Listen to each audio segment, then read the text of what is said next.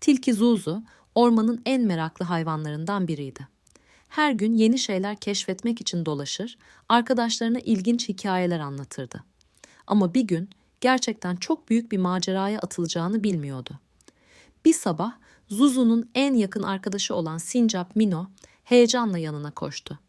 "Zuzu, Zuzu, büyük meşe ağacının altında eski bir harita buldum," dedi nefes nefese.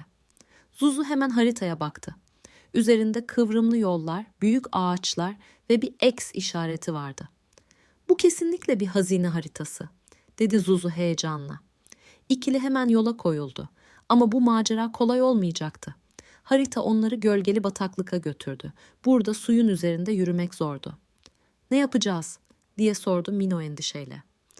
O sırada kurbağa Timmy yanlarına geldi.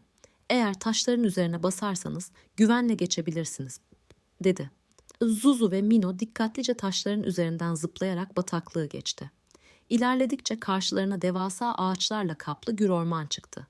Harita, ormanın içinden geçmelerini söylüyordu. Ama burada yönlerini kaybetmek çok kolaydı. O sırada Baykuş Bilgeon dalların arasından seslendi. "Güneşe bakın. Sabah doğudan, öğleden sonra ise batıdan gelir. Eğer batıya doğru giderseniz doğru yolda olursunuz."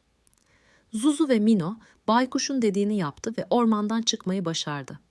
Harita büyük X işaretinin rüzgarlı tepede olduğunu gösteriyordu. Ama tepeye ulaşmak için sarp kayalıklardan geçmeleri gerekiyordu. "Buraya nasıl tırmanacağız?" diye düşündü Zuzu. Tam o sırada güçlü bir keçi olan Kaya onlara yardım etti. "Eğer küçük adımlarla dikkatlice ilerlerseniz yukarı çıkabilirsiniz," dedi Kaya. Zuzu ve Mino yavaş ama kararlı bir şekilde yukarı tırmandılar ve sonunda tepeye ulaştılar. X işareti tam önlerindeydi. Zuzu ve Mino toprağı kazmaya başladı. Kısa süre sonra eski bir sandık buldular. Heyecanla kapağını açtılar ve içinde altınlar yerine bir not vardı.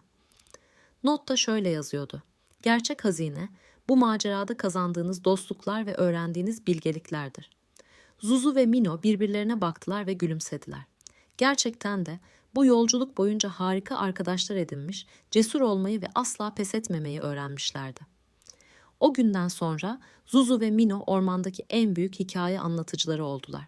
Herkes onların bu büyük macerasını dinlemek için bir araya gelirdi. Ve böylece Zuzu en büyük keşfin altınlar değil, dostluk olduğunu anladı.